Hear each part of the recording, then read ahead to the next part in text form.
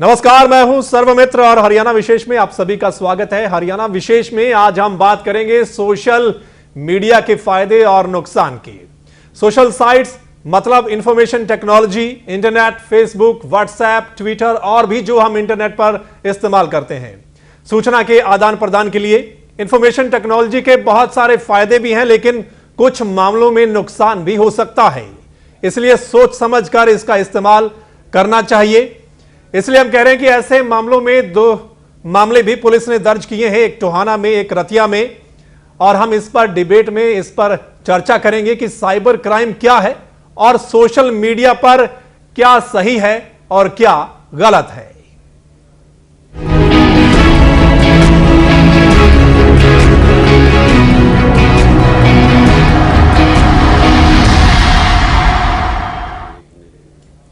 तो information technology का जमाना है जिसमें सोशल मीडिया का महत्वपूर्ण योगदान है, मगर इसके बहुत सारे फायदे भी हैं तो नुकसान भी।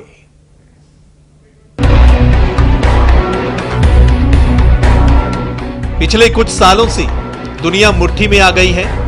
सभी देशों के साथ साथ भारत में भी इंटरनेट के यूजर्स करोड़ों में हैं। यहां सोशल मीडिया का जमकर इस्तेमाल किया जा रहा है। सोशल साइट्स के माध्यम से सूचना पल भर में दुनिया के किसी भी छोर तक पहुंच जाती है। यह अभिव्यक्ति का महत्वपूर्ण जरिया बन चुका है। आजकल फेसबुक और व्हाट्सएप का बहुत इस्तेमाल हो रहा है, लेकिन कुछ लोग सोशल साइट्स का गलत इस्तेमाल भी करते हैं। हालांकि ये क्राइम की श्रेणी में आता है, मतलब ऐसा करना अपराध माना जाता है। पिछले 2 दिनों में सोशल मीडिया से संबंधित 2 मामले सामने आए हैं, जिनमें पुलिस ने मामले दर्ज किए हैं। टोहाना में डेरा सच्चा सौदा के अनुयायियों ने आरोप लगाया है कि उनके गुरु की फोटो के साथ छेड़छाड़ कर इसे सोशल मीडिया पर 2 युवकों ने वायरल किया है। इसमें एक सतनाम सिंह के नामक व्यक्ति को हमने अरेस्ट किया है। उसने अपने फेसबुक की आईडी से मोबाइल में डाउनलोड करके आगे व्हाट्सएप के थ्रू उसके सेंड किया है, और वो ये काफ़ी आपत्तिजनक एक मैसेज उसने डाउनलोड करके आगे सेंड करना है, और उसको हमने अरेस्ट कर लिया है। तो अरेस्ट करके इसको जुडिशियल रिमांड करवा दिया। वहीं दूसरे मामले में डेरा सच्चा सौदा के अनुयायियों ने पंजाब में इनेलो नेता अजय सिंह चौटाला और उनके बेटे दिग्विजय सिंह चौटाला के खिलाफ मामला दर्ज करवाया है। उनका आरोप है कि सोशल साइट्स पर उनके गुरु के बारे में टिप्पणी की गई है। हालांकि दिग्विजय सिंह चौटाला ने कहा कि टिप्पणी बिल्कुल सही है। मैंने जो बोला फैक्ट्स पर बोला, और ये बात कर रहे हैं धार्मिक भावनाओं को भड़काने की। अरे इसमें धर्म कहाँ है? धर्म नाम की तो कोई चीज की चर्चा ही मैं नहीं कर रहा। और आपने मेरी प्रत्येक डिबेट को और प्रत्येक मीडिया के बीच में जब जब मैं आया, आपने एक बात मेरे मुंह से जरूर सुनी होगी कि मेरी भावनाएं नहीं भड़की है। मैं तो टैक्स चोरी का इल्जाम लगा रहा हूं। अगर मेरे खिलाफ कार्रवाई होगी तो मुझे भी उतना अधिकार है कि मैं जाकर के अपने आप को डिफेंड करूं। तो सोशल मीडिया विचार रखने की अच्छी तकनीक है, लेकिन अभिव्यक्ति की इस तकनीक का सोच समझकर इस्तेमाल किया जाना चाहिए। ब्यूरो रिपोर्ट, एवन तहलका, हरियाणा। वहीं टोहाना के अलावा एक मामला रतिया में भी दर्ज किया गया है। रतिया पुलिस ने एक डेरा प्रेमी की शिकायत पर एक युवक के खिलाफ मामला दर्ज किया है, और यह युवक गांव रायपुर का रहने वाला है। इस पर भी आरोप है कि एक फोटो के साथ छेड़छाड़ करके उसको वायरल किया गया है। तो 2 मामले दर्ज किए गए हैं, एक टोहाना में और एक रतिया में।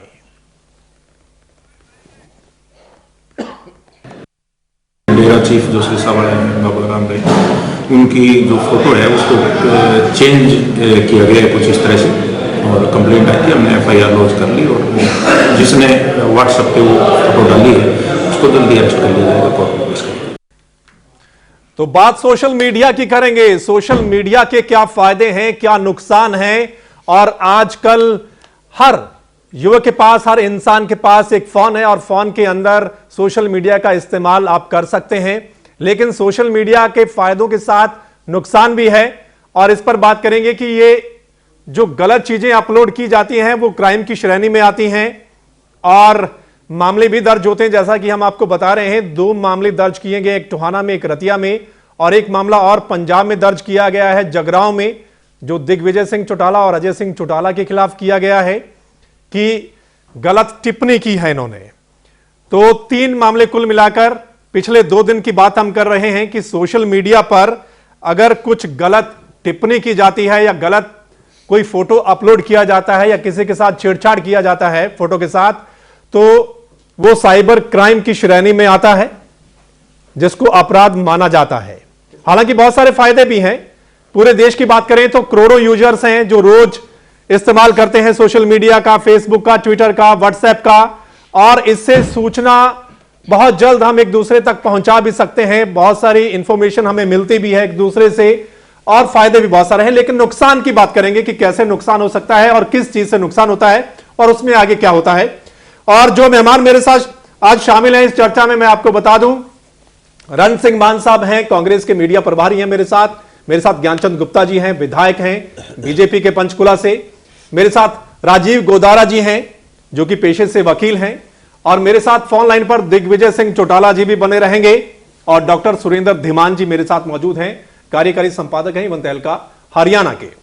चलिए, सबसे पहले मैं आना चाहूंगा यहां पर रण सिंह मान साहब, आपके पास आना चाहूंगा जी।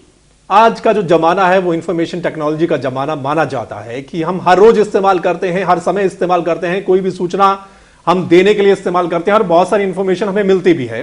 लेकिन कई बार यूजर्स को पता नहीं होता या जानबूझकर कुछ चीजें आपत्तिजनक अगर डाल दें तो वो क्राइम की श्रेणी में आता है। हालांकि बहुत सारे लोगों को इसका पता भी नहीं है, हम इसकी इंफॉर्मेशन भी देंगे। लेकिन आप किस तरीके से देखते हैं फायदे और नुकसान को? आज के युग में प्रचार और प्रसार के मामले में जो नई सूचना तकनीक है बहुत महत्वपूर्ण रोल हो गया है, और इसके इस्तेमाल तकरीबन आम आदमी के पास पहुंच गया, क्योंकि फ़ोन जो हैं वो बहुत लो प्राइस वाले भी आम आदमी के पास पहुंच गए हैं जी। और उससे सबसे पहले तो ज़रूरत इस बात की है, फ़ायदे भी बहुत हैं और उसके नुकसान भी हैं जी। फ़ायदे ये हैं कि आप अपनी बात बहुत शॉर्ट पीरियड में, यानी थोड़े समय में ही आप जहाँ तक यानी दुनिया के किसी भी कोने में पहुँचा सकते हो, अपने विचार दे सकते हो। ट्विटर है, फेसबुक है, और आपका जो है पेज मैनेजर है, कहीं मतलब बहुत सारी हैं, यूट्यूब है, इतने उसमें सिस्टम में चीज़ें हैं कि आप उसका इस्तेमाल जिस तरह भी चाहो वो कर सकते हो। लेकिन इसका दुरुपयोग भी है, और वो दोनों तरह की बातें हैं। इग्नोरेंस में भी है, हाँ। मतलब अज्ञानता में भी है। और कुछ लोग निश्चित रूप से जो जितना मैंने सीखा और देखा, कुछ लोग फेक आईडी बना करके और उसका गलत इस्तेमाल भी करते हैं, तो उसमें कुछ फंसते भी हैं, क्योंकि आप सारी चीज़ें उस पर शेयर नहीं कर सकते हो। तो सावधानी तो रखने वाले को भी रखनी पड़ेगी कि वो उसका यूज़ है वो खुद करे और किसी दूसरे को वो नहीं दे। उसमें भी दूसरा उसको इस्तेमाल कर सकता है और पता नहीं किस उद्देश्य से कर सकता है।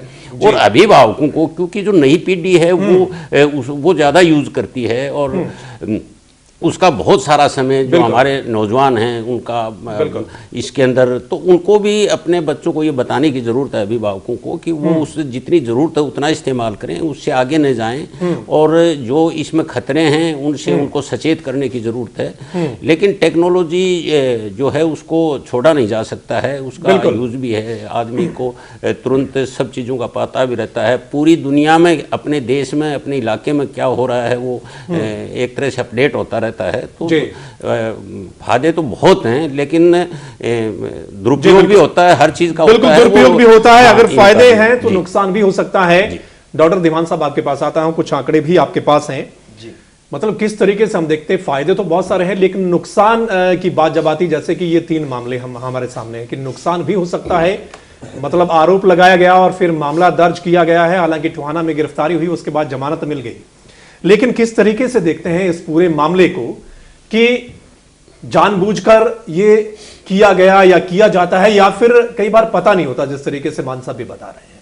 देखिए, अभी विश्व में सूचना क्रांति का दौर चल रहा है। हाँ, इस सूचना क्रांति में सबसे ज्यादा क्रांतिकारी कदम अगर उठा है तो इंटरनेट की दुनिया ने उठाया। इंटरनेट आया, मोबाइल फोन आए, उसमें 3G और 2G का नेट आया, 4G का नेट आया, और उसमें हमारे पास जो सोशल साइट्स आई, ये पिछले 10, 15, 20, 22 साल का, 25 साल का ही सारा सिस्टम है जो चला है हमारे, मतलब जिसको अब आपके हाथ में पूरी दुनिया मुट्ठी में है जी। जहां पर सोशल साइट्स का इस्तेमाल करके आप पूरी दुनिया की जानकारी एक सेकंड में अपने पास ले सकते हैं या अपनी सूचना दे सकते हैं। बिल्कुल। वहीं इसका जिसके लिए आज हमारा ये जो कार्यक्रम हमें आयोजित करना पड़ा चर्चा के लिए, वो इसलिए करना पड़ा, हालांकि ये अभी नहीं है कि आज ही सोशल मीडिया का दुरुपयोग हुआ है। सोशल मीडिया का प्रयोग उस दिन से शुरू हो गया था जिस दिन से सोशल मीडिया का प्रयोग शुरू हो गया था। हाँ। जितने भी कुछ हमारे जो अपराध की श्रेणी में आईटी में आए और साइबर क्राइम में आया, तो सभी पुलिस में, सभी राज्यों की पुलिस ने साइबर क्राइम टीम जो उसको टैकल करने के लिए बनाई, हाँ, टेक्नोलॉजी बनाई। हाँ। लेकिन जब से मोबाइल हाथ में आया, हाँ, तब से इन सोशल साइट्स का दुरुपयोग हुआ। कितने ही केसेस हम देख रहे हैं कि फेसबुक पे, जो फेसबुक होता था मित्रता, जिसको हम बोलते हैं कि इंटरनेट वाले मित्र, हाँ, हाँ, आप मिले या ना मिले लेकिन इंटरनेट पे बैठे बैठे आप दुनिया के किसी कोने में दोनों आपसे मित्र बन जाते हैं। वहां से कितनी फेक उम्र कम बता के आपका उम्र के साथ साथ दूसरा और चीजों का छुपा के, बर्थ छुपा के, पता छुपा के, अपनी क्वालिफिकेशन छुपा के और मित्रता करते हैं, और शादी के बाद और जितने भी दुरुपयोग दुष्कर्म के मामले आते हैं। ठीक है। ये तो हो ही रहा था। हाँ। अब ये हो रहा है कि ये अभिव्यक्ति की स्वतंत्रता जिस तरीके से इसमें प्रयोग हो रही है, हाँ, उसमें कहीं ना कहीं अगर मैं किसी व्यक्ति को पसंद नहीं करता हूं, हाँ, या मैं व्यक्ति को या किसी संस्थान को या किसी पार्टी को उसके बारे में गलत प्रचार करना, ये इसकी गलत की श्रेणी में आ गया और इसलिए इसका दुरुपयोग हो रहा है। ठीक है।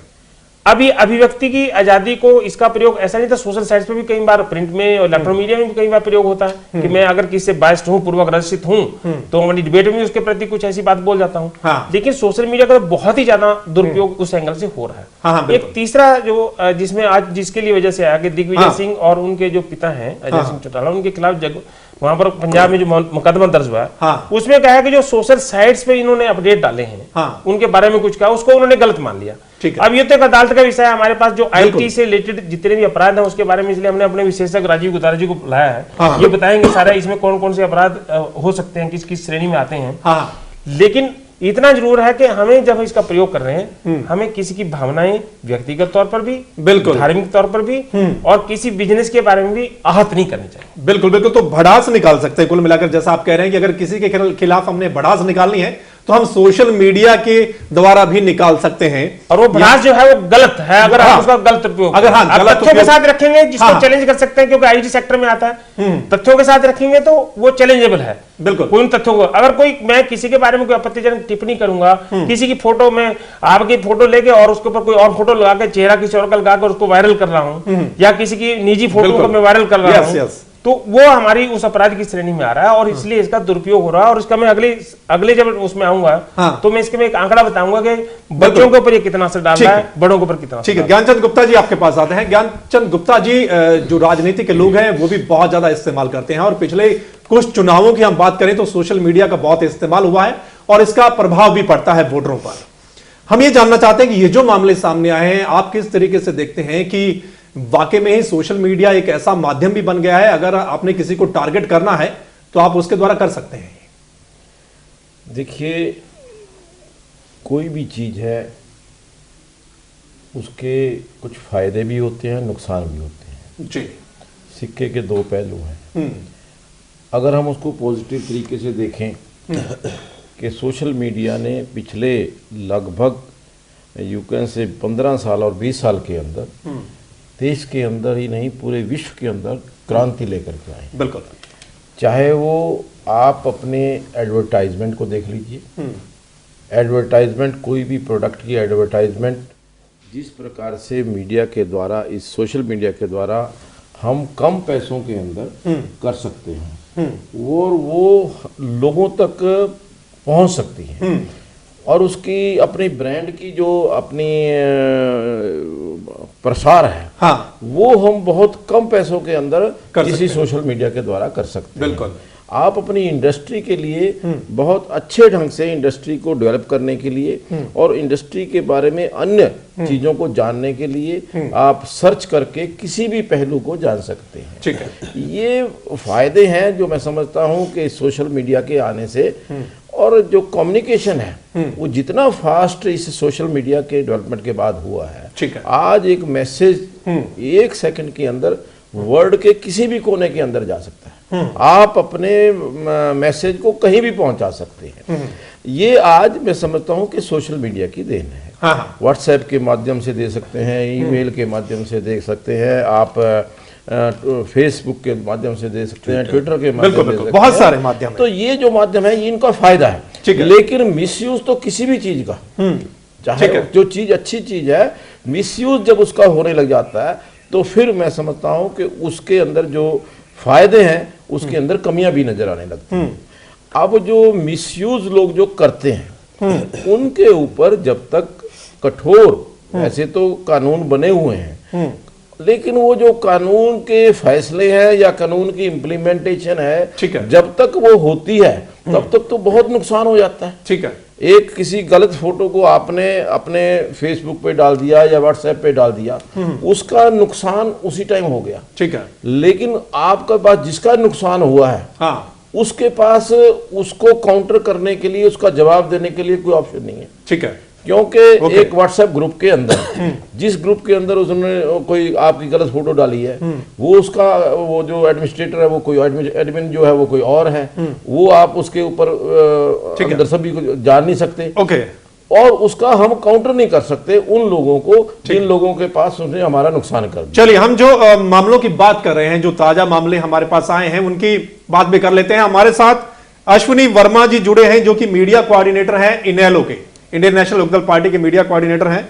अश्विनी वर्मा जी, आपका स्वागत है वन तहलका हरियाणा पर। जी नमस्कार, धन्यवाद सर मित्र जी। अश्विनी जी, ये जो मामला आया है, दो और मामले हालांकि आए हैं। एक टोहाना में मामला दर्ज किया गया है, करतिया में दो युवकों के खिलाफ मामला दर्ज किया गया है, जो एमएसजी फिल्म को लेकर या जो मामला चला हुआ है, जो विरोध हो रहा है।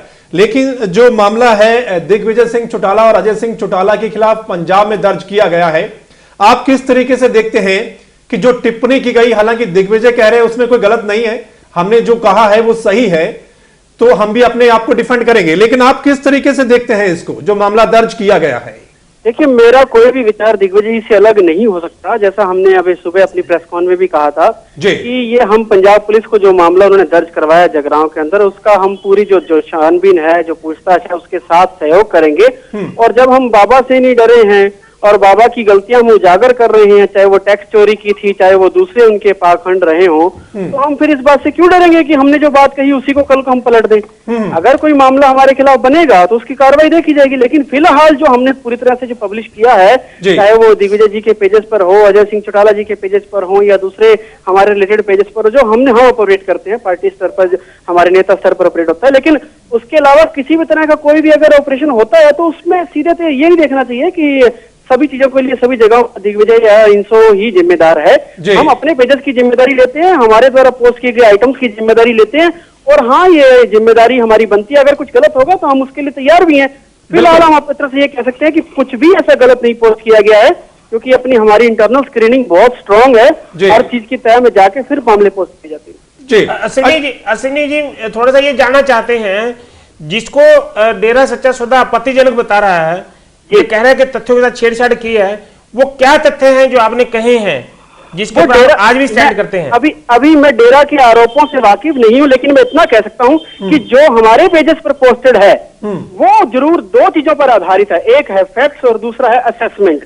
जो असेसमेंट है उस पर हमने जवाब मांगे हैं, और जो फैक्ट्स हैं वो हमने डिक्लेयर किए हैं खुलासे के तौर पर। जी ठीक है अश्विनी, आप बने रहेंगे, हम आएंगे दोबारा भी आपके पास। हमारे साथ राजीव गोदारा जी हैं, जो वकील हैं, एक्सपर्ट भी हैं। गोदारा साहब, आपसे जानना चाहते हैं, सोशल मीडिया का जमाना है और बहुत ज्यादा तादाद में यूजर्स भी हैं, हरियाणा में भी बहुत लाखों की तादाद में यूजर्स हैं इसके, लेकिन जो मामले सामने आ रहे हैं कि गलत टिप्पणी की, गलत फोटो के साथ छेड़छाड़ करके उसको अपलोड किया गया, वायरल किया गया, जिससे किसी की भावना को ठेस पहुंची है, आप किस तरीके से देखते हैं इसको कि ऐसे मामलों में क्या होता है और क्या हो सकता है?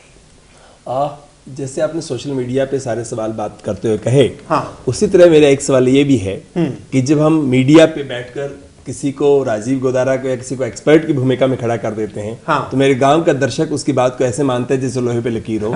इसलिए मैं एक्सपर्ट नहीं हूं, और मैं एक्सपर्ट की भाषा को उतना ही खतरनाक मानता हूं जैसे सोशल मीडिया के दिखते हैं। ठीक है, यहां से मैं बात शुरू करना चाहता हूं। हाँ, सोशल मीडिया पे जो आ रहा है, जो कहा जा रहा है, मुझे लगता है सच में एक बहुत नया जमाना आ गया है। ठीक है, जिसमें आपके विचारों का आदान प्रदान बहुत तेजी से हो रहा है। ठीक है, आपकी पीड़ाओं का आदान प्रदान हो रहा है, पीड़ाएं एक्सप्रेस हो रही हैं। नहीं तो एक बहुत बड़ा समाज था जिसके पास बहुत ऊंची आवाज थी और एक समाज था जिसको आवाजहीन था। ठीक है। आज आवाज का प्रसार हुआ है। ठीक है। परंतु दिक्कत ये आ गई है कि अब जो सोशल मीडिया के माध्यम से वो स्कोप बढ़ा है, उत्तरदायित्वहीनता का बहुत बड़ा है। ठीक है। सोशल मीडिया के साथ उत्तरदायित्व का स्पेस बढ़ना, उत्तरदायी होने का स्पेस बढ़ना, अगर ये होने लगे तो जरूरी बहुत बेहतर होगा। ठीक है। और उसके साथ साथ ये तभी होगा, दो चीजों से होगा। एक तो समाज में सचेतगी का वो माहौल बने, समाज सचेत हो। दूसरा, इंटरनेट के माध्यम से जो इतना आपके पास एक्सेस है, तो आपने कुछ डाला और मैं उस पर विश्वास करके आगे कर दूं, उससे पहले उसकी तस्दीक का, वेरिफिकेशन का जो प्रोसेस होना चाहिए, जो मीडिया के इंटरनेट के माध्यम से हो सकता है, वो होना चाहिए। और इसमें मुझे लगता है सबसे बड़ी बात, उत्तरदायी कौन है और कौन नहीं है, इसकी राजनीति को गंभीर दिशा में ले जाना होगा। इसमें एक राजनीतिक चर्चा चलनी होगी कि अगर दिवान साहब किसी दिन कोई कमेंट करते हैं और मैं उनको सवाल करता हूं कि उत्तरदायित्वहीन स्टेटमेंट है, तो मुझे लगता है इनके उस आगे, आज नहीं बल्कि आगे से भी इन पे कहने पे सवाल उठने लगे, वो एक बड़ी चीज है। वो किसी की गलत दिशा में जाने को रोकता है और ठीक दिशा में जाने का रास्ता खोलता है। ये मुझे लगता है एक नया प्रयोग हो सकता है। परंतु कुल मिलाकर जो केस बनते हैं अब बहुत जल्दबाजी में होता है। ठीक है। इतना बड़ा इशू होता नहीं। सोशल मीडिया पे किसी ने किसी का फोटो डाला, हाँ, और फोटो में कुछ छेड़छाड़ कर दी, ठीक है, तो उससे क्या किया जाता है? चरित्रहीनता, मतलब उसके चरित्र को खराब करना। ये असल में हमारी लड़ाई उस बात पे तो हो रही है, परंतु चरित्र है क्या और चरित्र क्या नहीं है, क्या इस तरह से किसी की इमेज बदली जा सकती है? समाज में से एक नए आर्गुमेंट को भी हमें घड़ना होगा। परंतु दिक्कत इससे बड़ी कहीं और है। वो ये है, हमें याद है इस देश में मुजफ्फरनगर के दंगों की हमें याद है। ठीक है। बहुत कड़वी यादें हैं। सोशल मीडिया का इस्तेमाल करते हुए किस तरह की फोटोज कट पेस्ट करके चलाए गए और समाज में विमर्शे का, मतभेद का, हाँ, और गुस्से का और नफरत का माहौल बनाया गया। वो जो यूज होता है, अगर ऐसी चीज होता है तो कानून को कड़े कदम उठाने चाहिए और कानून को उसको रोकना चाहिए और ऐसे लोगों को वेबसाइट वगैरह पे उस सबसे बाहर कर देना चाहिए। मतलब कठोर कदम तब होना चाहिए। ये अपराध है, मतलब किसी की फोटो के साथ छेड़छाड़ करके हम अपलोड करते हैं या वायरल करते हैं, ये अपराध आज है। आज तो अपराध सेक्शन 66 में हमने देखा किस तरह से किसी ने एक छोटा सा कमेंट कर दिया, वो जो महाराष्ट्र में हुआ था, 2 युवतियों ने, हाँ, और दूसरे ने लाइक कर दिया तो अपराध हो गया था, उनको अंदर कर दिया था। हाँ। मेरा सवाल उस पे है कि इस तरह से छोटी छोटी बातों पे आपने किसी ने कुछ किया और आपके समाज में अब है क्या? आपके फेसबुक मोबाइल पे जो गांव में कोई इंटरनेट चला रहा है उसके फेसबुक चलता है, व्हाट्सएप चलता है, उसको इंटरनेट तो एक्सेस करना नहीं आता, जो ज्यादा अंग्रेजी भाषा में। अब उसने उसको लाइक कर दिया मेरे और आपके कमेंट को, उस पर केस बना देंगे, तो वाजिब बात नहीं है। वहां आपको ये सवाल खड़ा करना होगा, ये उस विचार को कौन लेके जाएगा? दिक्कत ये हो रही है कि इस पूरे स्पेस का इस्तेमाल बहुत कम बौद्धिकता के लिए हो रहा है। इंफॉर्मेशन के आदान प्रदान और विचार के आदान प्रदान, जो विचार जैसा भी हो, वो बहुत ज्यादा है, इसमें बौद्धिकता का अंश कम है। उसको इंक्रीज करना होगा, बार बार पर्चे दर्ज करके नहीं, परंतु हाँ, अच्छा, पर्चा भी तकरीबन वहां दर्ज होता है जहां पर्सनैलिटी की बात होती है, मतलब किसी पर्सनैलिटी के साथ छेड़छाड़ की गई फोटो के साथ अगर आम होता है तो मेरे ख्याल ऐसा कोई मामला सामने नहीं आता, ऐसा होता है। मुझे तो ये लगता है कि हमें एक लेखक थे अनवर करके, कुछ मैं नाम भूल रहा हूँ, और बहुत अच्छे लेखक थे। उन पे सोशल मीडिया में ऐसा अभियान चला कि उनके खिलाफ किसी महिला ने कंप्लेंट की है, इसी बात को लेकर अभियान चला और अल्टीमेटली उनको आत्महत्या करनी पड़ी। उनकी किसी ने सुनी नहीं। तो ये भी एक दुविधा है, हाँ, कि बहुत बड़ी चीज हो रही है, हाँ, तो आदमी किस दिशा में जा रहा है, परंतु वो स्पेस बनना चाहिए। इसलिए अब आज हो क्या गया, इस पूरे दौर में अगर किसी दिन बैठकर मैं सौरभ मित्र जी के खिलाफ कुछ लिख दूं, तो मैं गुप्ता जी या मान साहब से या दिवान साहब से अपेक्षा होनी चाहिए कि ये सौरभ मित्र जी के बारे में राय बनाने से पहले मेरी बात की ऑथेंटिसिटी को चेक करना शुरू कर दें, और किसी एक वाक्य से हम जो पहचान बनाने लगते हैं उस विचार को भी बदलना होगा। नहीं तो कानून अकेला काम नहीं करेगा। हाँ, मैं आपके खिलाफ कुछ क्यों लिखूंगा? मुझे पता है जैसे मैंने एक बात लिख दी तो आपकी छवि, आपकी सब कुछ खत्म। ये हो रहा है। इसलिए इन समाज अगर उसको गंभीरता से सोचने लगेगा तो रास्ता रुकेगा, परंतु हाँ, समाज को बांटना, किसी की मानहानि करना, वो एक सामान्य कानून है, उसके दायरे में आने चाहिए, उसमें क्या दिक्कत? बिल्कुल। अश्विनी जी आप बने हुए हमारे साथ? बिल्कुल, मैं आपके साथ हूं सर मित्र। अश्विनी जी, जो एक तरीका है, मतलब जिस तरीके से जो डेरा के प्रमुख हैं उनकी जो फिल्म आ रही है उसका विरोध आ रहा है और विरोध आप भी कर रहे हैं, लेकिन जो तरीका अपनाया जा रहा है कि व्हाट्सएप, ट्विटर या फेसबुक के माध्यम से इसका विरोध कर रहे हैं, आप भी कर रहे हैं, आपको लगता है जब मामला दर्ज हो गया तो फिर आगे आप ये काम जारी रखेंगे या फिर आगे आपकी ओर से क्या कुछ किया जाएगा? देखिए, एक विपक्षी दल होने के नाते हमारा जो सारे सवाल हैं, सारे जो क्वेश्चनिंग हैं, वो गवर्नमेंट ऑफ हरियाणा से है। हमारा मुद्दा ये था कि गवर्नमेंट ऑफ हरियाणा बिल्कुल जानबूझ के इन चीजों को इग्नोर कर रही है, चाहे वो टैक्सेशन की चोरी है, चाहे वो कमांडो ट्रेनिंग थी, चाहे वो टैक्स दूसरा जो प्रॉपर्टी टैक्स नहीं भरा है, या रुबानी नाइट के नाम पर टिकटें बांटी जा रही हैं। हमारा सारा जो क्वेश्चनिंग थी टुवर्ड्स स्टेट गवर्नमेंट थी। हमने सारे असेसमेंट स्टेट गवर्नमेंट के सामने रखे। अगर उस स्टेटमेंट के जो असेसमेंट थी हमने उन्हें ऑफिसर्स के सामने रखी और उसके अगले ही घंटे हमने अपनी सोशल मीडिया पर भी पब्लिश किए, तो वो गलत नहीं है। तो हम जो अगर प्रेस रिलीज अगर आप निकालते हैं कि आपने फला टंकी लगाई और उसका अगर हम सोशल मीडिया पे पब्लिश करते हैं तो क्या गलत है? हमने अगर स्टेट गवर्नमेंट से सवाल पूछे और उसको अपनी सोशल मीडिया पे पब्लिश किया तो क्या गलत किया? ठीक है, बिल्कुल इस पर भी चर्चा करेंगे। गुप्ता साहब आपके पास आते हैं। गुप्ता साहब, स्टेट गवर्नमेंट से उन्होंने ये बातें सामने रखी हैं, स्टेट गवर्नमेंट के सामने रखी हैं कि जो बाबा हैं उनके खिलाफ ये आरोप हैं और डेरे में ये कुछ हो रहा है, इसकी और स्टेट गवर्नमेंट को ध्यान देना चाहिए। हम आप ही से जानना चाहते हैं, क्या स्टेट गवर्नमेंट वाकई में इस पर ध्यान रख रही है या फिर नहीं, कि जिस तरीके से आपको समर्थन मिला था इलेक्शन में उसको लेकर आप इस और ध्यान नहीं दें? देखिए, हमारी प्रदेश सरकार का हर विषय के ऊपर गंभीरता से उसके ऊपर चर्चा होती है, विचार होता है। कहाँ कौन कितनी टैक्स चोरी कर रहा है, कहाँ कोई किस प्रकार से असेसमेंट कर रहा है, किसके बारे में क्या कमेंट कर रहा है। हम एकदम उसके एलिगेशन के ऊपर रिएक्ट करें तो मैं समझता हूं कि ये ठीक नहीं होगा। ठीक है, उसको हमें ठीक तरह से जांचना होगा, देखना होगा कि जो व्यक्ति किसी ने एलिगेशन लगाया उसके अंदर कितने तथ्य सही है, उसके लिए समय चाहिए। और दूसरी बात यह है कि हमारी सरकार ने तो कोई केस रजिस्टर नहीं किया है, जो रजिस्टर किया है वो तो पंजाब सरकार कर रही है केस। ठीक है, वो तो हमारी सरकार ने वो जो किया है वो तो उनकी जो टैक्स चोरी की बात है उसके बारे में समीक्षा, उसके बारे में कितना टैक्स चोरी हुई है और फिर कहाँ से जो पास बांटे जा रहे हैं, या ये सारी पिक्चरों वाले आम अपने लोगों को करते हैं। ये जो शुरू में उसको प्रसिद्धि देने के लिए, उसको लोगों तक पहुंचाने के लिए तरह तरह के वो करते हैं, फ्री शो भी करते हैं, फ्री उसके लिए परमिशन लेते हैं। नहीं, इस बारे में कुछ जांच आपकी ओर से या कुछ किया जा रहा है या नहीं किया जा रहा? नहीं, देखिए, फिलहाल ये बात संज्ञान में आई है। इसके बारे में ये जो उच्च स्तर के ऊपर इसके बारे में फैसला लिया जाएगा कि हमने ये जो एलिगेशन है, पहले तो ये तथ्यों के बारे में जानकारी लेंगे कि ये सही है कि नहीं है, उसके बाद कुछ ये जानकारी होगी कि इसकी जांच की आवश्यकता है या नहीं है। लेकिन अभी जो तथ्य सामने आए हैं या जो उन्होंने दिए हैं उसके ऊपर संज्ञान लेना वो सरकार का काम है, वो ले रही है। चलिए, सरकार का काम है संज्ञान लेना और सरकार कर भी रही है, इस मामले में ध्यान दे रही है और चर्चा आगे भी जारी रखेंगे कि जो फेसबुक, ट्विटर, ये जो सोशल साइट्स हैं, क्या फायदे क्या नुकसान है और इस पर राय भी ली जाएगी। फिलहाल वक्त छोटे से ब्रेक का।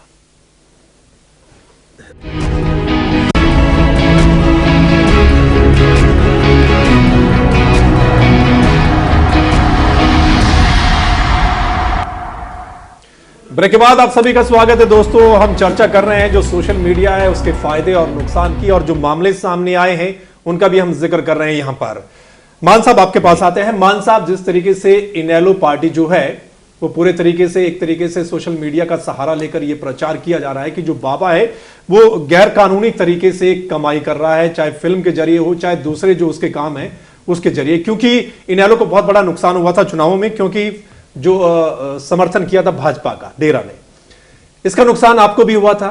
लेकिन आपकी ओर से जो आपके नेता हैं हमेशा तकरीबन समर्थन हुआ है डेरा का, इसके पीछे की वजह क्या है? नहीं, देखिए, हम जो भी है, जहाँ तक धार्मिक आस्था की बात है वो एक व्यक्तिगत आस्था होती है और उसका अपना व्यक्तिगत मामला है कि वो कहाँ जा करके यदि कहीं उसको ये सांत्वना मिलती है किसी मठ में, मंदिर में या किसी बाबा के यहाँ, तो वो जाते हैं। लेकिन उसका यदि आप बिल्कुल पार्टी के तौर पे उसको करो तो आप एक मान्यता देते हो। कोई व्यक्ति जा करके करेगा तो उसको सार्वजनिक मान्यता नहीं है। लेकिन जहाँ पूरी पार्टी, हम इसके खिलाफ थे, हमने ऐसे ही कार्यक्रम में इस बात का विरोध भी किया कि ऐसा नहीं होना चाहिए और उसका दुरुपयोग होने की आशंका ज़्यादा होती है, तो इसलिए बचना चाहिए। अब जो मूल जो आज बहस का विषय है ये है कि कोई नई चीज़ आएगी तो ये पूर्व अनुमान नहीं होता कि इसमें ये क्राइम आ सकते हैं, ऐसा कोई भी नहीं होता, किसी मामले में भी नहीं होता। वो इसमें सूचना तकनीक के मामले में भी नहीं है। ठीक है। लेकिन जब इसका इस्तेमाल होने लगा और इसका दुरुपयोग की बातें सामने आने लगी तो आज जिस तेजी से इसका प्रसार हुआ उस हिसाब से इसको क्राइम को रोकने के कानून नहीं बन पाए। तो कोई अंदाज़ा लगा के नहीं चल सकता था कि इस तरह की भी बातें होंगी। आप दूसरे की फ़ोटो को पेस्ट कर सकते हो या किसी की पोस्ट के साथ जो है ना आप तकनीक के ही माध्यम से, टेक्निक के माध्यम से कुछ और भी चीज़ जोड़ सकते हो। ये बहुत आसान हो गया है आज के युग में। तो ये हो गया। पहले क्या था पॉलिटिक्स में भी कि एक पूरी तरह से चाहे राजनीति में थी वो निर्भरता थी वो प्रिंट मीडिया पे थी, लेकिन प्रिंट मीडिया पे जो बात जाती थी वो सीमित लोगों के पास जाती थी, टाइम भी ज़्यादा लगता था और उसमें जितना जल्दी आप उसका रिजल्ट देखना चाहते थे वो पॉसिबल नहीं था। उसके बाद उसकी जगह इलेक्ट्रॉनिक मीडिया ने ली, जहाँ पे आप हजारों की संख्या में पेपर जाते थे, वहाँ इलेक्ट्रॉनिक मीडिया के एक चैनल में लाखों लोग देखने लगे। आपकी बात और ज़्यादा लोगों तक पहुँचने लगी, शॉर्ट टाइम में होने लगी। इससे भी तेज काम इंटरनेट के माध्यम से सोशल साइट्स को होने लगा और निश्चित रूप से इस देश में और खास करके राजनीतिक मकसद के लिए इसकी दुरुपयोग की बहुत सारी बातें सामने आई। वो इलेक्ट्रॉनिक मीडिया में भी आई, वो प्रिंट मीडिया में भी आई, किस तरह का दुरुपयोग होता है। लेकिन यदि आप राजनीति में धार्मिक भावनाएं भड़काने का काम करते हो, किसी की आस्था के साथ छेड़छाड़ करते हो और अपने राजनीतिक उद्देश्य के लिए करते हो, तो ये बहुत ही संगीन मामला है। इसमें ये भेद नहीं करना पड़ेगा कि कौन ऊंची जगह पे है और थोड़ी सी बात के ऊपर उसके खिलाफ केस दर्ज हो और एक आदमी साधारण आदमी वो कह रहे हैं कि हम तो तथ्य उठा रहे हैं, नहीं सोशल सरकार के सामने मैं उसको एक व्यापक संदर्भ में कर रहा हूँ। लेकिन एक साधारण आदमी सोशल मीडिया के सारे वो एक छोटी सी बात को एक जंगल में चिंगारी लगाने के समान हो जाती है और वो पूरी की पूरी सोसाइटी, पूरा वो इलाका या देश प्रदेश उसको फिर भुगतता है। तो इस तरह की चीजों का अब चूंकि बहुत सारी चीजें सामने आ गई, किस तरह के क्राइम होने लगे ये चीज भी सामने आ गई। कठोर कानून बनाए जाने की जरूरत नहीं और धार्मिक एजेंडे के साथ सोशल साइट्स का दुरुपयोग के बारे में कठोर दंड की व्यवस्था होनी चाहिए। हाँ, तो ये जब तक नहीं बनेगी, तो जब ये चीजें होंगी तो एक साधारण आदमी अपनी छोटी छोटी बातें उसके ऊपर फेंकता रहेगा, डालता रहेगा उसके ऊपर। ठीक है डॉक्टर दिमान साहब आपके पास, डॉक्टर दिमान साहब आपके पास आता हूं। पीढ़ी के ऊपर उसका बहुत बुरा असर जाने वाला है। हाँ, डॉक्टर दिमान साहब, ये जो अभी मामला दर्ज किया गया दिग्विजय के खिलाफ और अजय सिंह के खिलाफ, हालांकि दिग्विजय कह रहे हैं कि हम डेरे से नहीं डरते हैं, हम पुलिस से नहीं डरते हैं और हम अपने आप को डिफेंड भी करेंगे। आप किस तरीके से देखते हैं कि वो कह रहे हैं कि हमने फैक्ट्स उठाए और सरकार के सामने रखे हैं जो तथ्य हैं, तो इसमें क्या हमारी गलत टिप्पणी है? आप ये जो मामला दर्ज किया गया, आप इसको किस तरीके से देखते हैं? वो कह रहे हैं कि ये बातें तो हम सामने रखते ही रहेंगे। जो बात देखो, इसमें दो बातें थी। जो बात, एक नेता क्योंकि दिग्विजय सिंह इंसो के राष्ट्रीय अध्यक्ष हैं, एक राजनीतिक दल की छात्र विंग के नेता हैं और एक राजनीतिक घराने से संबंध रखते हैं। बिल्कुल, वो केवल आज ही नहीं, बहुत दिनों से इस बात का प्रचार कर रहे हैं, अपनी बात कह रहे हैं और उनकी पूरी पार्टी ने एक स्टैंड ले रखा है डेरा सच्चा सौदा के खिलाफ। आज का हमारा विषय सोशल मीडिया था, डेरा नहीं था। डेरा तो हमने एक आधार लिया था कि डेरा के मामले में एक सोशल मीडिया पे उन्होंने अपनी टिप्पणी की और हरियाणा छोड़कर वो पंजाब में अपने दूसरे राज्य में जाके केस दर्ज हुआ। बिल्कुल, हमने आज डेरा के प्रवक्ता को भी जोड़ने का प्रयास किया था कि वो अपनी बात रखें, उनको क्या ऐतराज है। वो कोई बाहर मुंबई का बहाना बनाकर वो तो नहीं आए हमारे पास। उन्होंने कहा कि मैं मुंबई में हूँ, डॉक्टर आदित्य साहब, उनके वकील से भी हमने प्रयास किया था, वो अपनी बात कह देते। लेकिन कोई नेता ने अगर एक प्रेस कॉन्फ्रेंस की है, वो प्रेस कॉन्फ्रेंस अखबार में भी छपा है, उस प्रेस कॉन्फ्रेंस की जानकारी जो उन्होंने कहा वो इलेक्ट्रॉनिक मीडिया में भी चली है, तब तो कोई मुकदमा दर्ज नहीं हुआ। और वही बात, वही तथ्य है, जब सोशल मीडिया पे डाल दिए तो आईटी एक्ट के तहत वहां पर मुकदमा दर्ज कर दिया। तो एक तो ये जैसे मान साहब ने बताया कि अब इसमें क्योंकि सोशल मीडिया का जिस तरीके से प्रयोग हो रहा है उसमें दुरुपयोग की संभावना तो हमेशा बनी रहती है। उसमें बहुत क्लैरिटी से कानून बनाने की जरूरत है। अभी तक तो पहले आईटी एक्ट जैसे गदारा साहब ने बताया 66 के तहत ही कर लेते हैं मामला, लेकिन बहुत डिफरेंशिएशन इसमें, अभी सुप्रीम कोर्ट का मैं एक दिन टिप्पणी पढ़ रहा था कि इसमें क्लैरिटी नहीं है और केंद्र सरकार को भी शायद डायरेक्शन है जो उस खबर में था कि बहुत क्लैरिटी स्पेसिफिक होना चाहिए। बिल्कुल, अब जैसे आज जो टोहाना वाला मामला है उसमें अदालत ने जमानत दे दी और अब मामला इतना बड़ा बना दिया कि जी डेरा प्रमुख के जो फोटो थी उनके साथ छेड़छाड़ करके कोई आपत्तिजनक तस्वीर बना के और व्हाट्सएप पे शेयर कर ली वो। ठीक है, अब ये माध्यम तो हमारा सूचना का माध्यम है, ये जितनी भी एप्लीकेशंस हैं, लेकिन इसका जो दुरुपयोग हो रहा है दुरुपयोग खाली ये तो एक बड़ा मामला था कि डेरा सच्चा सौदा का वो मामला जो उनको प्रमुख है, बहुत सारे मामलों में विवादास्पद हैं। हाँ। केस चल रहे हैं, सीबीआई के केस चल रहे हैं, हाईकोर्ट में केस चल रहे हैं, जी। एमएसजी उनकी फिल्म जो है जिसका विरोध हो रहा है। इसके अलावा जो सामान्य तौर पर भी हम जो समाज में दुरुपयोग हो रहा है मैं उसकी बात करना चाह रहा हूँ। अभी बहुत हमारे सभी मित्र जो हैं, जो हम गेस्ट बैठे हैं यहाँ पर हमारे स्टूडियो में माननीय विधायक जी के साथ, सब लोगों के साथ वो शेयर हुआ होगा, मेरे पास तो आया था, सब लोग उसमें लिख रखा है ये जो वीडियो है ये पेरेंट्स जरूर देखें। अच्छा। एक वीडियो शेयर हो रहा है, ठीक है, उसको मैंने भी देखा। ठीक है। उसमें क्या हुआ कि एक घर में एक कमरे में बेटी है, एक कमरे में बेटा है और घर पे माँ है। बेटी वो दोनों पढ़ रहे हैं, माँ के अनुसार पढ़ रहे हैं। माँ जब उसको चाय देने जाती है बेटी को तो वो किताब उनके सामने बैठी होती है, तो बेटा बेटी को पास वो चाय रख देती है और वो निकल के आ जाता है। ठीक है। बेटी अपने सोशल साइट पे लगी हुई है। बेटे के कमरे में जाते हैं वहां पर भी ऐसे ही करते हैं, बेटा फटाफट देख रहा आहट देख के। लेकिन कर रहे हैं वो दोनों चैटिंग, और चैटिंग करने के बाद उसमें मैसेज में क्लियर दे रखा है कि दोनों एक दूसरे से फेक आईडी बना रखी है। उस लड़के को नहीं पता मैं किससे चैट कर रहा हूं, क्योंकि वो नाम और पता दूसरा, भाई बहन फेक आईडी बनाकर एक दूसरे से चैट कर रहे हैं। और अल्टीमेटली उसका जो क्लाइमैक्स है वो ये है कि दोनों बातचीत करते हैं और कहते हैं पूरे 1 घंटे बाद फलाने स्थान पर मिलेंगे मिलने के लिए। और ठीक वो पूरे 1 घंटे बाद जब वहां मिलते हैं तो देखते हैं वो दोनों भाई बहन मिलते हैं। वो पेरेंट्स की आंखें खोलने वाला है। बिल्कुल। कि हालांकि उसमें निर्देश ये बताया गया है कि आप उन पर निगाह रखेंगे क्या हो रहा है। इसका ये दुरुपयोग है। एक इंस्टांस मैंने इसलिए दिया कि हर परिवार में इस प्रकार की बात हो। बिल्कुल, बहुत सारी फेक बातें सोशल मीडिया पर। और बात जो मैं बताना चाह रहा हूं, जो एक तथ्य इसमें उजागर हुआ है, 10 साल से 17 साल तक के जो बच्चे हैं, ये करीब इसका 16%, 10 से 17 साल के बच्चों का 16%, वो उन जो हमारा यौन उत्पीड़न से संबंधित जो मामला है या उसे सेक्स से संबंधित जो मामला है, वो उसमें लिप्त हो रहे हैं सोशल साइट की वजह से। ठीक है। कितनी फेक आईडी बना के उस पे हमारा इस पे एक्सप्लॉइटेशन हो रहा है। हाँ, ऐसे कई आरोप भी और 1/3 बच्चे तो बहुत अग्रेसिवली उसमें शामिल। ये दुरुपयोग है, इसको दुरुपयोग से रोकने की जरूरत है। ठीक है, ठीक है। गोदारा साहब, आप कुछ कहना चाह रहे हैं इस पर? जी, मैं 2-3 बातें कहना चाहता हूँ। एक तो कि सोशल मीडिया के थ्रू जैसे ट्विटर वन लाइनर विचार बहुत प्रचलित हुआ, जिसके अपने खतरे हैं, कोई शक नहीं। वो गंभीरता की तरफ नहीं जाता, इतना ही खतरा है। हाँ, बिल्कुल। ये सब ने भ्रष्टाचार के नए आयाम गढ़े, जैसे 2G स्पेक्ट्रम के मामले को हम जानते हैं। एक नई तरह के भ्रष्टाचार हमने सुना, वो अपनी जगह सही है। परंतु मैं अगली बात जो कहना चाहता हूँ, विचार, सवाल, राय, आरोप, ये लगाने पर सोशल मीडिया पे कोई पर्चा दर्ज होने का जो मामला है, तो हमें कहना पड़ेगा कि सोशल मीडिया का दुरुपयोग के नहीं बल्कि कानून का दुरुपयोग होने लगा है। ठीक है।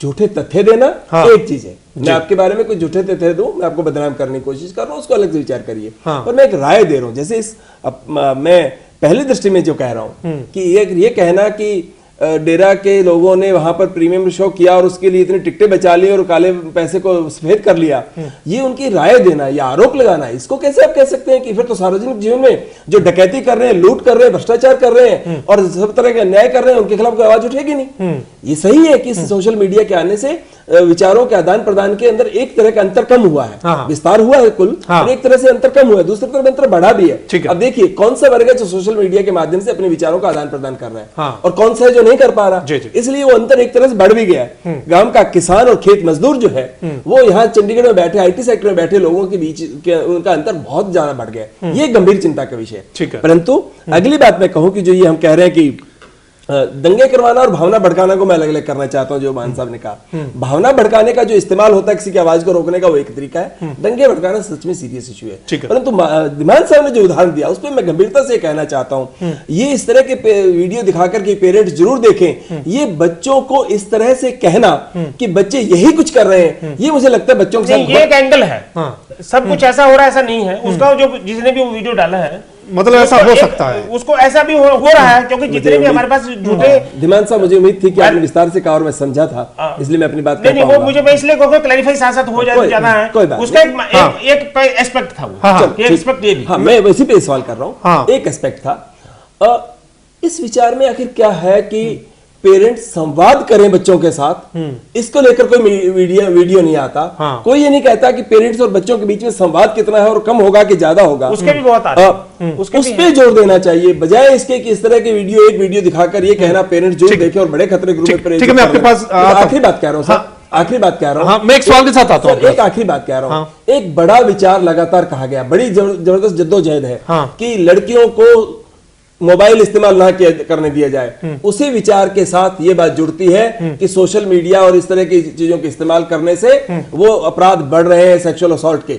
इस दोनों चीजों को जोड़कर एक तरह की सत्ता को बनाए रखने का, पितृसत्ता को बनाए रखने का प्रयास है, उससे सचेत रहने। बिल्कुल, सभी एक जैसे नहीं होते और सभी के विचार भी एक जैसे नहीं होते और सभी बातें फेक भी नहीं होती, कुछ बातें सच्ची भी होती हैं और बहुत हमें सूचना भी मिलती है। अश्विनी जी, आपके पास आता हूं। अश्विनी जी, मैं आपके साथ हूं। अश्विनी जी, जिस तरीके से डॉक्टर धीमान साहब कह रहे थे कि आपने अपनी बात पूरे मीडिया के सामने रखी, आपने इलेक्ट्रॉनिक्स मीडिया के सामने रखी, आपने अखबारों के सामने रखी और ये बात आपने सोशल मीडिया पे भी की, लेकिन सिर्फ इसको लेकर कि सोशल मीडिया पर आपने गलत टिप्पणी की है, मामला दर्ज किया जाता है, वो भी हरियाणा को छोड़कर पंजाब में दर्ज किया जाता है, इसको लेकर आप क्या कहेंगे? देखिए, दो बातें मिक्स हो रही हैं यहाँ पर। मैं थोड़ा सा अपनी तरफ से क्लेरिफिकेशन ये देना चाहूंगा कि पहला तो जो मामला है फोटो के साथ छेड़छाड़ करने का, उससे हमारा कोई लेना देना नहीं है। वो अलग इशू है। हाँ, वो अलग है। हत्या का इशू अलग है अश्विनी जी, हाँ, वो अलग नहीं है। हाँ, मैं अगर अपनी बात पे आएंगे तो हमें लग रहा है ये सीधे तौर पे कि डेरा के समर्थक जिस तरह से हमें आज भी हमने जो है अपनी कंप्लेंट के अंदर 29 जान से मारने की धमकियां जो हैं बकायदा प्रिंट आउट निकाल के दी हैं, तो हम लोग तो उसको पॉपुलराइज नहीं कर रहे, हम उसको न्यूज नहीं बना रहे। हम जानते हैं कि वो लोग शुरू में ये विश्वास नहीं करेंगे कि डेरे के साथ कुछ गलत एलिमेंट जुड़े हुए हैं। हम उनकी धार्मिक भावनाओं का सम्मान करते हैं, लेकिन ये बात जरूर बता दें कि डेरे के साथ कुछ गलत एलिमेंट जुड़े हैं। वो धमकियां हमें भी मिली, हमने उनकी कॉपी आपको दे दी है, जो इंक्वायरी थी उनको दे दी है, लेकिन हम साथ के साथ ये जरूर रखना चाहेंगे कि अगर इस कंप्लेंट की बजाय अगर वो क्लैरिफिकेशन पहले देते तो ज्यादा सही रहता। कंस्ट्रक्टिव जो है, मीडिया को भी मदद मिलती इस चीज में कंस्ट्रक्टिवली आगे बढ़ने की। पहली बात तो ये रही कि उन्होंने अपना पक्ष रखा ही नहीं, सीधी कंप्लेंट करी। दूसरी बात करते हैं कि हमने फिर वही कहना है कि हमने क्वेश्चन किया एक असेसमेंट रख के सरकार के सामने कि भाई आप इस बात पे ध्यान दीजिए, 13 अरब रुपए का गालमेल है और इसका कोई हिसाब किसी भी गवर्नमेंट ने नहीं मांगा है। इस पर जवाब देने की बजाय हम लोगों से ये कह दिया गया कि आप ऐसे हैं, आप वैसे हैं, आप ऐसे नहीं थे। अब बकायदा प्रवक्ता की बात बता रहा हूं आपको मैं, डेरा के, उन्होंने इस 13 अरब रुपए पे ऊपर एक शब्द नहीं बोला कि हम करते हैं कि नहीं करते हैं, हम जांच करेंगे नहीं करेंगे। 50 बार बीसीओ चैनल पर बीजेपी प्रवक्ता आ चुके हैं, उन्होंने कभी नहीं कहा कि हम इस अरबों रुपए के गालमेल को जांच करेंगे कि नहीं करेंगे। असल में जो कमजोरी है वो सरकार की है। जब सरकार के 31 एमएलए डेरा मुखी के सामने जाके झुकते हैं तो हमें इसी चीज को उजागर करना जरूरी है कि कल को ये एंटी सोशल एलिमेंट डेवलप होंगे और सरकार का सिरदर्द बनेंगे, जिसको देखते हुए हम बार बार ये इशू रेज कर रहे हैं। Asking question is not anti national. हम इस क्वेश्चन को रेज कर रहे हैं, हम कोई असामाजिक या देश के खिलाफ काम नहीं कर रहे हैं। तो हम अपनी बात पर स्टैंड करते हैं कि जो हमने असेसमेंट पेश की है वो एक असेसमेंट है, तो बनेगा जब जांच होगी। ठीक है, एक बात जानना चाह रहे हैं, जो आप कल दिग्विजय सिंह का बयान आया था सिरसा से कि सोशल मीडिया के जरिए उन्हें धमकी मिल रही है, आपने भी अभी जिक्र किया है, कितने लोगों के खिलाफ आपने मामला दर्ज करने की शिकायत दी है, मामला दर्ज क्यों किया गया या नहीं किया गया, अभी तक क्या स्थिति है पुलिस की? मैं दो बड़ी डायमेंशन रखना चाहता हूं। नंबर एक कि जो सोशल मीडिया पर लोग अवेलेबल हैं उनकी फिजिकल वेरिफिकेशन करना, सारे आईटी एक्सपर्ट बैठे हैं यहाँ पर, वो जानते हैं कि बड़ा मुश्किल काम है। हम सिर्फ एक जो मनोस्थिति है डेरा समर्थकों की वो सामने ला रहे हैं कि हमारे ऊपर जान से मारने या अंजाम भुगतने, जमीन में गाड़ने, धड़ काट देने तक की धमकियां हमें मिल रही हैं, लेकिन इसकी तरफ बढ़ने का कोई फायदा नहीं है। इसको धमकियों को कंप्लेंट में कन्वर्ट करने का कोई फायदा नहीं है। फिर से कह रहा हूं, क्वेश्चन सरकार के मस्तक पर है, उसका जवाब सरकार देगी। जानना चाह रहे थे कि आपने पुलिस को शिकायत दी या नहीं? हाँ, पुलिस को शिकायत दी जाएगी। आज हमने सारे एविडेंस कलेक्ट किए हैं। अगर ये चीज जानकारी, मैं आपको आईटी एक्सपर्ट बैठे तो बड़ा अच्छा माहौल है। वर्मा जी बिल्कुल सुनिए, एक बात रखना चाहता हूँ कि हमारे पेज को पिछले 15 दिन में 40 बार हैक करने की कोशिश की गई है। हमारे अगर अपने लेवल पे उसको ना संभालें तो कभी भी हैक हो सकता है वो पेज। हाँ, नहीं बिल्कुल अश्विनी वर्मा जी, बिल्कुल आपको अपना डिफेंड करने की जरूरत भी है और अगर आपको धमकी मिल रही है तो उसकी भी आप शिकायत कर सकते हैं निश्चित तौर पर, और अगर आरोप लगाया जा रहा है तो उसकी जांच होनी चाहिए निश्चित तौर पर, ये नहीं कि मामला दर्ज कर दिया जाए। आप कुछ कहना चाह रहे थे गुदारा साहब? हाँ, मैं अश्विनी जी को एक बात कहना चाहता था। ये बात सही है कि जब आरोप लगे हैं तो सरकार को जांच करनी चाहिए, ना कि जैसे गुप्ता जी ने कहा कि पहले हम राय बनाएंगे फिर देखेंगे जांच होनी है कि नहीं। जांच के बिना जांच के बिना राय नहीं बन सकती। तो सब पुलिस को इसका कॉग्निजेंस लेना चाहिए और जांच करनी चाहिए, सही बात है। परंतु अश्विनी जी मेरा सवाल दूसरा है, ठीक है, जो इन्होंने आज कहा कि सोशल मीडिया की धमकी मिल रही है। मुझे याद है 2002 का दिन, वो वक्त जब एक साध्वी ने एक पर्चा सर्कुलेशन में हुआ था और डेरे के लोगों ने सिरसा में बार बार हमले किए थे लोगों पे, कॉफी हाउस पे हमला हुआ था, जगह जगह हुआ था। अश्विनी जी आपकी सरकार ने कोई एक्शन नहीं लिया था और उसके बाद छत्रपति जी की हत्या भी हो गई थी। उसमें आपकी सरकार का योगदान क्या था, माहौल क्या था? आपने 164 का बयान तक छत्रपति जी का नहीं लिखवाया था, जिसकी वजह से बाबा आज भी घूम रहा है। इसलिए आप आरोप लगाने से पहले आपका दायित्व बनता है कि आपको भी जवाब देना पड़ेगा। आपने हर सरकार ने इस देश राज्य के अंदर डेरा को सपोर्ट किया, जब जब उनको फायदा मिला उन्होंने सपोर्ट किया। आपने किया, कांग्रेस ने किया, आज भारतीय जनता पार्टी कर रही है। हरियाणा की जनता को सवाल पूछना है कि राजनीतिक पार्टियां ये खेल खेलना बंद करें और सीधा उसकी बात कहें। जवाब पेश, मैं आपको तथ्यों के साथ बता रहा हूँ, छत्रपति जी के 164 के बयान नहीं लिखा गया था, क्यों नहीं लिखा गया? मैं बोलूँ? हाँ बिल्कुल। नंबर एक, तो जब छत्रपति जी की हत्या हुई तो चौधरी ओम प्रकाश चौटाला जी ने खुद परिवार के बीच जाके बयान दर्ज कराया, क्योंकि लाखों की संख्या में डेरा छत्रपति जी का 164 बयान दर्ज नहीं हुआ। अब मैं, आप मुझे बोलने देंगे तो आपका भी बात क्लियर हो जाएगी, मुझे भी मेरी जानकारी भी आपकी। उनको अपनी बात बोलिए जी। जब छत्रपति जी की हत्या हुई तो चौधरी ओम प्रकाश चौटाला जी ने खुद उनके परिवार के साथ मिलके जाके बयान दर्ज करवाए थे। तब उनको उनके परिवार को भी धमकियां थी और डेरा समर्थकों ने उनको भी घेर रखा था। जानकारी जी रोहतक हॉस्पिटल में संघर्ष कर रहे थे मौत के साथ, उस समय उनका बयान क्यों नहीं लिखा पुलिस ने? मैं एकदम तथ्यात्मक बात कह रहा हूँ। उसके बाद पुलिस उस दिन गई जिस दिन उनको दिल्ली अदालत के विचाराधीन है, उसमें बहस में नहीं जाना चाहते वो क्या था क्या नहीं था। हम उस पे बिल्कुल जो के मामले पे अभी अदालत के विचार सरकार के जो अदालत के विचार नहीं है कि पुलिस ने क्या किया था। नहीं वो ठीक है, आपने कह दिया नहीं जाना चाहते उसमें क्या टेक्निकली हम अपनी बात कह रहे हैं, सवाल कर रहे हैं अदालत के विचार। गुप्ता साहब, इस मुद्दे को लेकर के ये बहस हो रही है सोशल मीडिया, मुद्दे को तो हमने छोड़ दिया सोशल मीडिया। मुद्दा वही है क्योंकि डेरा को लेकर ये कुछ मामले सामने आए हैं तो वो एसोसिएट होता है बीच में, डेरा वो होता है, कौन समर्थक है कौन नहीं समर्थक है। सवाल ये भी बनता है कि राजनीतिक संरक्षण की वजह से कई बार डेरा के खिलाफ कार्रवाई नहीं होती है, ये भी सवाल खड़ा होता है।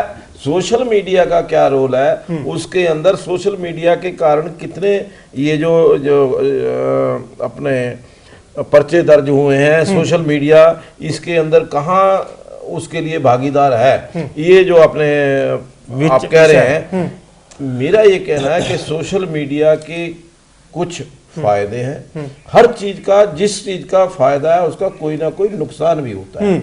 हमारी जो आज हमारी बहस का मुद्दा है कि हम ये जो कमियां हैं, चाहे वो हमारे एक्ट के अंदर है, चाहे हमारे इसके इम्प्लीमेंटेशन के अंदर है, चाहे या कहीं और जगह पे है, उन कमियों को दूर करके मैं समझता हूं कि सोशल मीडिया आज के युग में बहुत अच्छा प्रभावी एक अपना नहीं बिल्कुल फायदा तो है सोशल मीडिया का। लेकिन जो मान साहब जाते जाते आप कुछ कहना चाहते हैं 2 लाइनों में?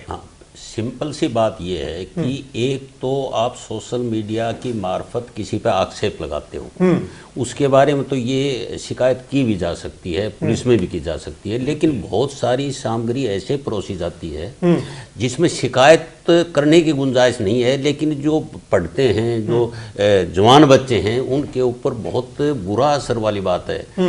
जैसे इसके अंदर उसको आप इग्नोर नहीं कर सकते हो। आपकी एक ब्रॉडकास्टिंग अथॉरिटी है, आप यदि इलेक्ट्रॉनिक मीडिया कोई बात गलत प्रसारित करेगा और आपत्तिजनक करेगा तो उसकी शिकायत है की अथॉरिटी है। हाँ, और इसी तरह से प्रिंट मीडिया की भी है।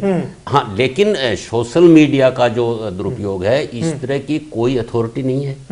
जिस तरह के रोज तरह तरह के जो क्राइम हो रहे हैं, जिसके बारे में मतलब नई जानकारी मिलती है कि ऐसा क्राइम पहले नहीं हुआ, आप ये भी नहीं कह सकते हो कि ऐसा क्राइम पहले था। अच्छा, एक लाइन में जवाब लूंगा गोदारा साहब आपसे। गोदारा साहब एक लाइन का जवाब, नया और सख्त कानून बनाने की जरूरत है। समय बहुत कम है गोदारा साहब, सिर्फ एक सवाल है और एक लाइन में जवाब चाहूंगा। अगर वही बात इलेक्ट्रॉनिक्स मीडिया ने भी दिखाई है, अखबारों में ने भी दिखाई है, लेकिन सिर्फ सोशल मीडिया को लेकर मामला दर्ज कर लेना, इसमें आप किस तरीके से देखते हैं? बिल्कुल मैं सहमत हूं इस बात से, बिल्कुल गैरवाजिब है। हाँ। जो आपको आपने कहा ब्रॉडकास्टिंग में क्या एक अथॉरिटी है, हाँ। वो अथॉरिटीज क्या करती हैं और एक आईटी एक्ट के अंदर एफआईआर होने पे क्या होता है, हाँ। उस अंतर को समझना चाहिए। हाँ। बस एक बात आपकी इजाजत से कहना चाहता हूँ। हाँ। दीवान साहब ने कहा कोर्ट के सामने मामला है, दीवान साहब कोर्ट के सामने कोई मामला पेंडिंग नहीं है। क्या कि पुलिस ने छत्रपति का ट्रायल केस मामला चल रहा है सीबीआई की विशेष अदालत में, हम उसको किसी भी तरीके से प्रभावित नहीं होना चाहिए। नहीं सर, मैं कुछ और कह रहा था। छत्रपति वाला मामले की बात विमान साहब, मैं कुछ ये कह रहा हूँ कि इस बात की जांच कहीं नहीं हो रही किसी कोर्ट में कि उसका बयान किसने क्यों नहीं वो ठीक है, वो उतनी बात कर रहा हूं। सब जानते हैं कि कोर्ट बिल्कुल ये जिस बात की मैं बात कर रहा हूं तो पेंडिंग है। चर्चा होनी भी चाहिए और अच्छी चर्चा से कुछ ना कुछ सकारात्मक निकलकर भी सामने आता है। और आज की हमारी चर्चा थी कि सोशल मीडिया के फायदे क्या है, नुकसान क्या है, क्योंकि 3 मामले सामने आ गए हैं जो ताजा मामले हैं। लेकिन यहां सोच समझकर हमें सोशल मीडिया का फायदा उठाना चाहिए, अच्छी सूचना का प्रचार प्रसार करना चाहिए और गलत बातों से हमें बचना भी चाहिए। यह हमारा आज का मकसद भी है इस डिबेट का। सभी मेहमानों का बहुत बहुत शुक्रिया इस चर्चा में शामिल होने के लिए। इस खास चर्चा में इतना ही, लेकिन आप बने रहे मन तहलका हरियाणा के साथ।